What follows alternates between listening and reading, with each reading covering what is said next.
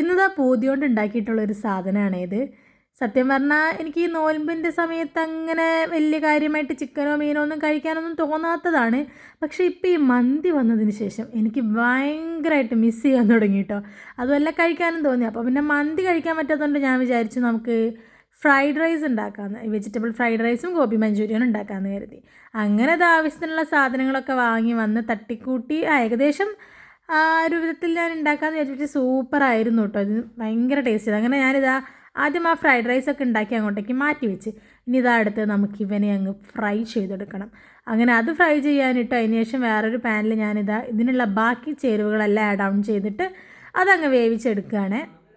സത്യം പറഞ്ഞാൽ ഞാൻ ഗോബി മഞ്ചൂരിയനൊക്കെ ഉണ്ടാക്കാറുണ്ടെങ്കിൽ പോലും ലൈക്ക് ഞാൻ ഫസ്റ്റ് ടൈമാണ് കോൺഫ്ലവർ ഉപയോഗിച്ചിട്ട് ഉണ്ടാക്കുന്നത്. അതാണ് അതിൻ്റെ മെയിൻ ഇൻഗ്രീഡിയൻ്റ് എന്നുള്ളത് ഇന്നത് ഉണ്ടാക്കി കഴിഞ്ഞപ്പോൾ എനിക്കത് നന്നായി മനസ്സിലായി കേട്ടോ. അങ്ങനെ ഞാൻ വീഡിയോ നോക്കി ആ ഒരു സോസ് ഒഴിച്ചപ്പോൾ കുറച്ച് കൂടിപ്പോയി. അപ്പോൾ ഞാനത് ആ സൈഡിൽ നിന്ന് അങ്ങ് എടുത്ത് മാറ്റി.